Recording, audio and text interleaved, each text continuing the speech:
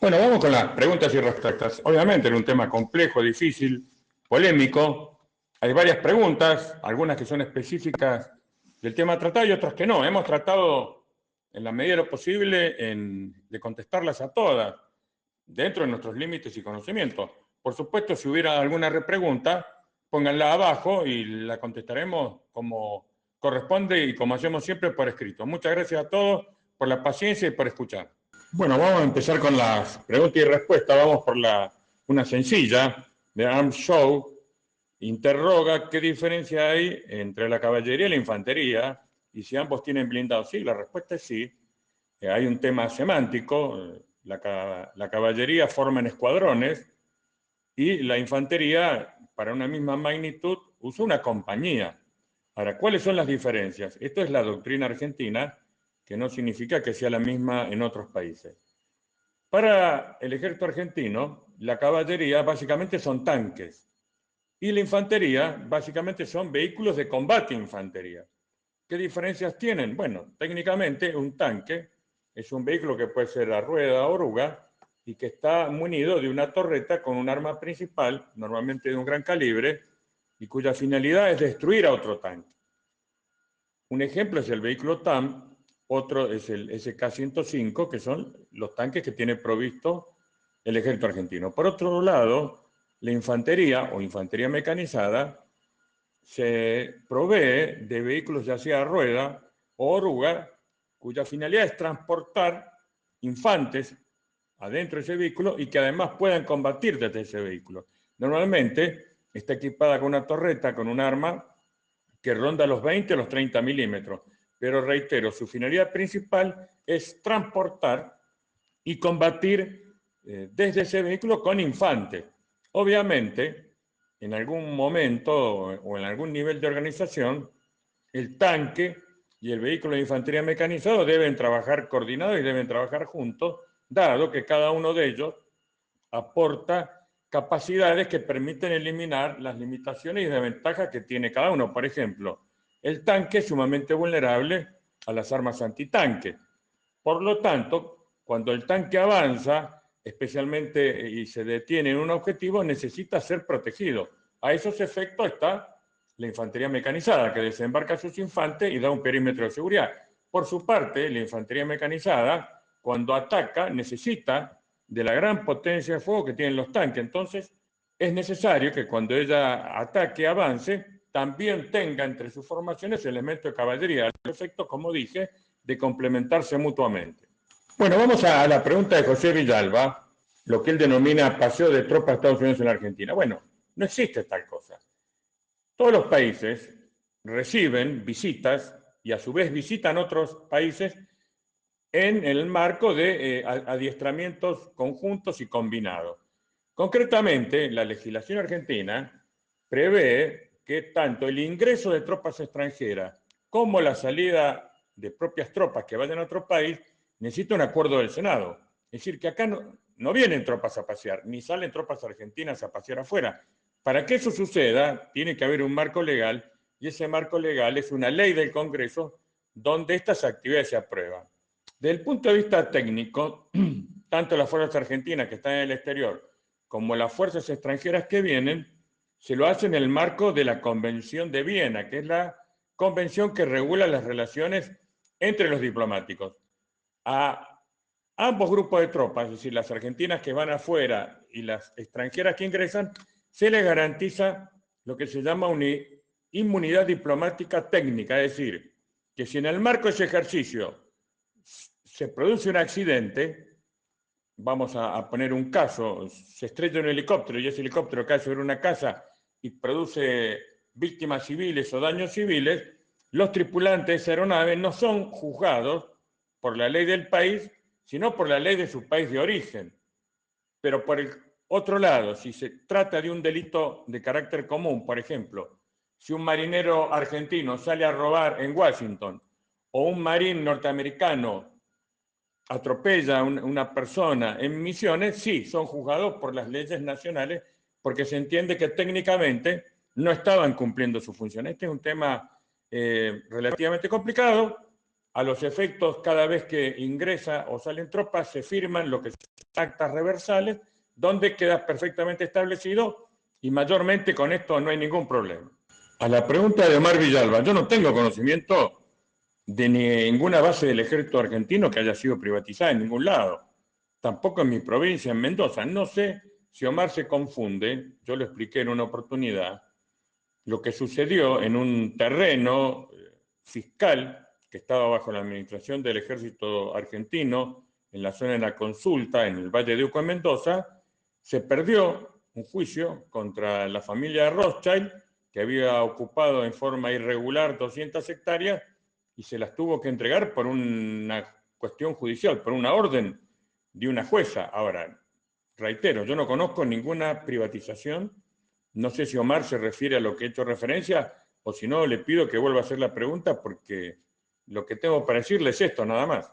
Bueno, vamos con la pregunta de Macriforro, y esto sí, es un mito. Se habla de una base norteamericana en la Triple Frontera. Bueno, no existe, ni va a existir, y no va a existir sin que nos enteremos. ¿Por qué? Porque la legislación argentina es muy restrictiva al respecto. Ya explicamos que para el ingreso, aunque sea transitorio, de tropas extranjeras hace falta una autorización del Congreso, mucho más para el establecimiento de una base militar. Esto no va a pasar en forma oculta ni va a pasar de la noche a la mañana. Se va a dar un debate parlamentario. Al momento yo no tengo conocimiento de que exista la solicitud por parte de los Estados Unidos de este tipo de cuestiones. Lo que sí puede haber llamado a confusión, hace algunos años atrás, en los otros gobiernos de Cristina Fernández de Kirchner, hubo un ofrecimiento de los Estados Unidos a través del Comando Sur de construir una suerte de depósito vacío, pero que podría ser utilizado eventualmente en el caso de que nuestro país sufriera una catástrofe natural y fuera necesario traer distintos elementos que podrían haber sido guardados en ese depósito. Eso está lejos de ser una base, porque es un depósito vacío, al solo efecto de guardar cosas, pero es más, nunca se lo autorizó, es decir, nunca se lo construyó. No sé si la pregunta de Macri Forro tiene base esa información, que la aclaro. Nunca se lo autorizó y nunca se lo construyó. Bueno, vamos a una pregunta compleja que la plantea Darío Walter Escabuso. Yo no tengo conocimiento de que las flotas pesqueras, ni china, ni española, ni de Corea del Sur, vengan acompañados por buques militares. Estoy seguro de que no. Primero porque ya lo dije en la exposición, muchas veces, ya sea la prefectura o la armada, han abierto fuego de advertencia, incluso a veces impactando esas naves que se han hundido, y no ha habido ninguna reacción militar por parte del otro lado. No. Me parece que ese es un mito, no es una realidad. Es decir, son naves comerciales, constituyen un peligro para la soberanía económica, no cabe duda, pero no están acompañados por buques militares de ninguna nacionalidad. Y después larga una pregunta muy compleja: ¿hay posibilidad de perder la Patagonia? Y obviamente que sí. La Patagonia debe estar en la mira, en las ambiciones de muchas potencias. Estamos en un mundo que tiene hambre, que tiene sed, que necesita aire puro, y la Patagonia es justamente eso, un amplio espacio con aire puro, con agua. Seguro que alguien la está en alguna medida mirando y ambicionando. Por eso mismo es que nosotros abogamos por el control efectivo de nuestros espacios, para lo cual necesitamos Fuerzas Armadas con capacidades acordes a que somos la octava superficie del mundo.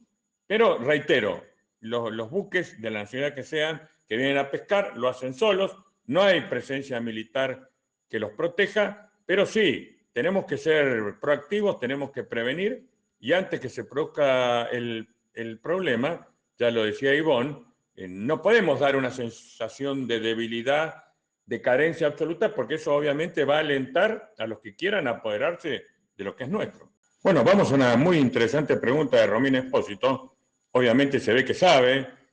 Sí, Romina, obviamente esos dos satélites que vos mencionás, los AUCOM 1A y 1B, que están provistos de lo que se denomina un radar SAR, un radar de apertura sintética, para que lo podamos entender, este radar tiene tal nivel de alta resolución que prácticamente, o no, es una foto. Es decir, ese radar que está colocado en el satélite y ese satélite que es geoestacionario, es decir, gira a la misma velocidad que la Tierra, es decir, está siempre sobre la República Argentina, cuando apunta su radar al suelo, es como si apuntara una cámara fotográfica, es mejor que una cámara fotográfica, porque además con una serie de manipulaciones electrónicas y ópticas que se hacen, se puede cambiar el color, se puede ver lo ultravioleta, lo infrarrojo, y eso yo he visto algunas fotos, se puede ver, por ejemplo, una alambrada desde el espacio, no porque el satélite y su radar tengan la resolución de ver algo tan delgado como un alambre, pero uno se da cuenta dónde está el alambre, dónde está la tranquera, por ejemplo, porque cambia el color. Es decir, si en un campo hay sembrado avena y en el otro hay sorgo, son de distinto color. Y eso se manipula y muy efectivamente quien ve esa fotografía, o esa imagen, mejor dicho, pues no es una fotografía, puede sacar tremendas conclusiones de todo tipo de utilidad militar, de utilidad económica, de utilidad agropecuaria, porque es una información muy rica, muy analizable. Bueno, vamos a una pregunta difícil, la que hace Argento con la situación de Finlandia y Rusia. Es una historia larga. Para hacerla corta, valga recordar que durante la Segunda Guerra Mundial, la Unión de Repúblicas Socialistas Soviéticas, si bien invadió y ocupó Finlandia, nunca pudo llegar a dominarla totalmente porque los finlandeses, que son un pueblo que tiene dos grandes características, son excelentes tiradores y son excelentes esquiadores. Sabemos que Finlandia está muy cerca del Círculo Polar, que tiene grandes bosques, que permanece nevada una gran parte del año. Se manejaron muy bien y mantuvieron a raya a las tropas soviéticas. Después de la Segunda Guerra Mundial, las cosas se aplacaron un poco. Rusia y Finlandia tuvieron un trato, por decirlo de alguna manera, especial, pero la guerra de Ucrania ha roto esa tranquilidad en cuanto que Finlandia ha proclamado, lo mismo que Suecia, su vocación de unirse a la OTAN. Bueno, acá solo puedo agregar los comentarios que ha hecho, por ejemplo, el experto militar William Lind de los Estados Unidos, que desaconseja totalmente tanto a Finlandia como a Suecia ese tipo de posturas porque las va a colocar en peligro de tener una confrontación armada, violenta con Rusia. Y acabo de leer recién que el presidente de Turquía, Recep Erdogan, opina lo mismo que William Lind. Es más, le agrega que estos países para Rusia y para Turquía son peligrosos porque con su amplia política de derechos humanos han venido dando asilo, especialmente a muchos yihadistas islámicos, y constituyen además de un peligro geopolítico por su ubicación, por su larga tradición guerrera, también un segundo problema que es que han dado albergue a elementos terroristas que tienen actuación tanto en Rusia como en Turquía. Decir que sí, acá hay un problema. ¿Cómo se va a solucionar? No lo sé. Pero sí, Argento, acá tenemos un grave problema. Bueno, una pregunta de Giuseppe Fazio que interroga cómo es esto del embargo militar inglés y qué fue lo que pidió el Financial Times. Bueno, vamos por la primera parte. Sí, obviamente. Tras la guerra de Malvinas y pese a la firma de los acuerdos de Madrid durante el gobierno de Carlos Menem, efectivamente, aunque no esté escrito en ningún lado, Gran Bretaña ejerce una suerte de embargo preventivo. No solamente no nos vende productos militares de origen británico a los argentinos, tenemos algunos buques como las fragatas tipo 42, la Hércules y la Santísima Trinidad, que son británicas, misiles antiaéreos como el Blowpipe, algún otro que se me olvida, pero también Londres ejerce una suerte de veto contra cualquier elemento que puede tener, por ejemplo, otro país, los Estados Unidos, Suecia, es el caso, por ejemplo, del famoso caza sueco Saab Viggen, que sería una muy buena compra para la Argentina, compartir el mantenimiento con Brasil, pero muchos de sus componentes son de origen británico, entonces Gran Bretaña prohíbe a Suecia su venta a la Argentina. Y sí, el Financial Times, que como lo indica su nombre, es un diario dedicado a lo económico, ve en esto un grave perjuicio para la propia Gran Bretaña, porque le impide la venta de armamento que muy bien podría comprar la Argentina, pero como decimos en mi pueblo, somos todos honrados, pero el poncho no aparece. Es decir, acá es lo que nos lo dice muchas veces Marcelo y yo lo reafirmo, es lo que va a obligar a la Argentina a no comprar más armamento occidental, porque dada la interpenetración que hay en toda la producción de armamentos, es decir, la masa de los productos europeos y norteamericanos tienen componentes comunes, lo que hace que sea muy difícil no solamente recibir un producto británico, sino recibir un producto francés o un producto norteamericano, porque tienen componentes británicos. Yo no le veo una fácil solución y lo que yo propongo es dejar de comprar armamento occidental, más allá de sus calidades técnicas, y comprar armamento que no esté sujeto a este tipo de limitaciones. Bueno, vamos a una pregunta compleja, que es la de Marcos Esteban, que él cita la ley Patriota, o la Patriot Act, de la segunda presidencia de Bush hijo. Bueno, esa ley, que la he estudiado y la he leído, básicamente lo que autoriza es el espionaje a cualquier ciudadano del mundo, incluidos los norteamericanos, y también autoriza a la posibilidad que la justicia norteamericana, ya sea a través del FBI o de la CIA, puedan ejercer jurisdicción contra un ciudadano de cualquier país del mundo en cualquier lugar del mundo. Bueno, obviamente que esto desde el punto de vista jurídico es un tremendo exceso y obviamente los elementos ejecutores de estas políticas es la red Echelon que hicimos referencia, es decir, ellos espían, escuchan y después si tienen que intervenir usan esta información para hacerlo así.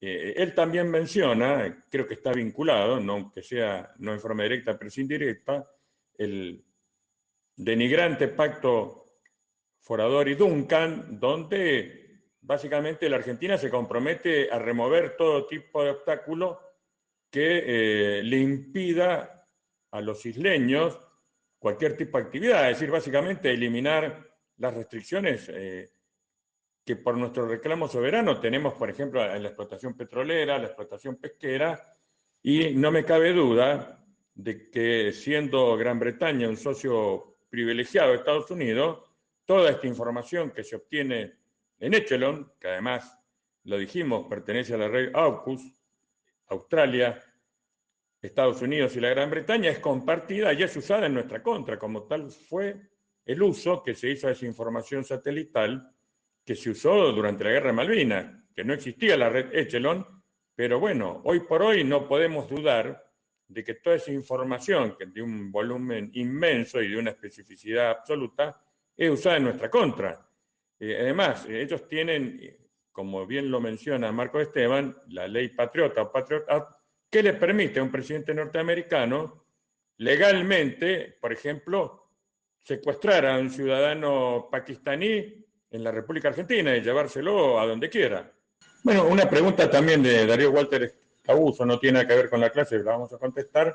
Pregunta o sugiere que fue hundido el Ara San Juan. No, a ver, este tema, el cual lo estudié profundamente con nuestro equipo, de hecho, integré la Comisión de Asesoramiento Legislativo sobre el tema y después de mucho trabajar, de muchos estudios, se llegó, o nosotros, mejor dicho, llegamos a la conclusión de que el hundimiento del submarino es policausal, que son las siguientes. La más remota, obviamente el submarino no había recibido el correcto mantenimiento por parte del Ministerio de Defensa del doctor Aguat, no se le había hecho el mantenimiento preventivo. Previo a eso, hay dudas bastante serias sobre el mantenimiento de media vida que se hizo durante el ministerio de Nilda Garré. No fue certificado ese mantenimiento por la firma fabricante del submarino, porque eso obviamente lleva un costo. Hubo especialmente dudas respecto del pack de baterías, debido a que se usaron, si bien eran baterías nuevas, que no tenían uso, eran baterías que tenían más de 20 años, que estaban guardadas ahí en el astillero, donde se mantuvo la carcasa y se les cambió el núcleo de plomo y se le puso el ácido electrolítico que es necesario para que funcionen, y eso, para algunos expertos, no constituyó una medida acertada.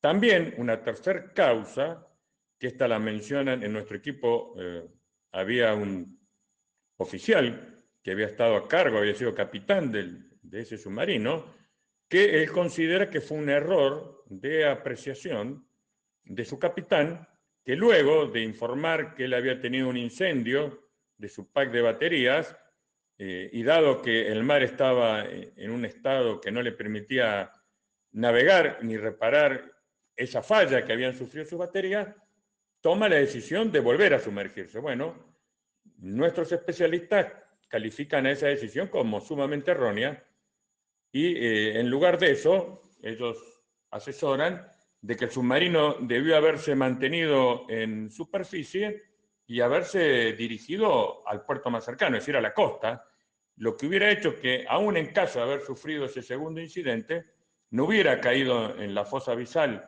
de casi 1000 metros de profundidad, sino sobre nuestra plataforma submarina que ronda los 200 metros, donde obviamente se hubiera apoyado en el suelo y podría haber sido rescatado. Pero vamos a la conclusión final, esto que nosotros analizamos desde el punto de vista intelectual, una vez que se encontraron los restos, se obtuvieron las fotografías, se hicieron las simulaciones por computadora que corresponden, todo lo que nosotros dijimos ha sido en alguna medida reafirmado, es decir, el casco del submarino, que tiene un casco resistente, que es donde vive la tripulación y van todos sus elementos, y que está rodeado por un casco que no es resistente, donde está la torreta, la cola, la sala de torpedo del submarino, no tiene ningún impacto de nada. Es decir, el submarino, por lo que nosotros hemos podido deducir, tuvo un ingreso de agua, aparentemente por una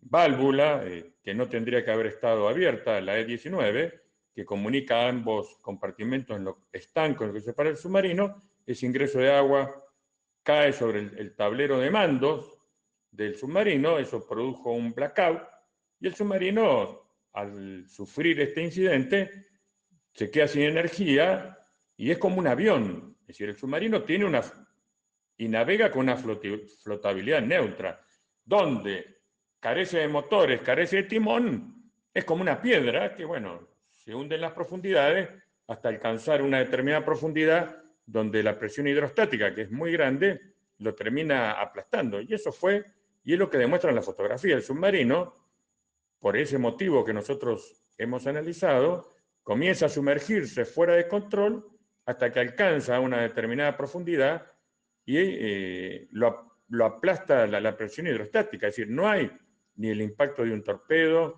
ni de una mina, ni como también se mencionó, de un pesquero de otra nacionalidad. Es decir, el submarino se hundió, y con esto termino, por una suma de negligencia que nosotros hemos calificado de negligencia criminal. Es decir, fallas de mantenimiento, errores en la conducción del capitán, tal vez atribuible a su falta de experiencia, y a que se le ordenara una larga travesía para lo cual no estaba preparado.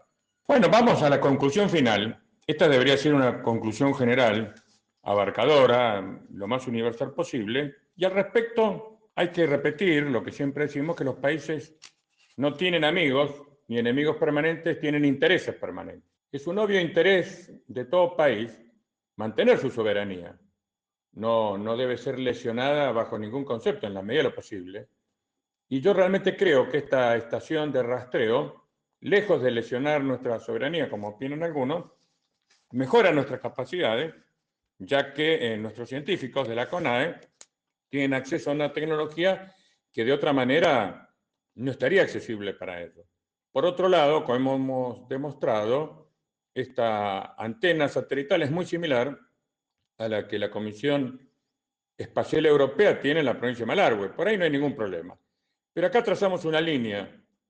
Como argentino, como soldado, como estudioso de estos temas, yo trazaría una línea en el suelo de que la Argentina no necesita ni debe permitir la base militar de ningún país, ni de los Estados Unidos, ni de Rusia, ni de China, simplemente porque no la necesitamos.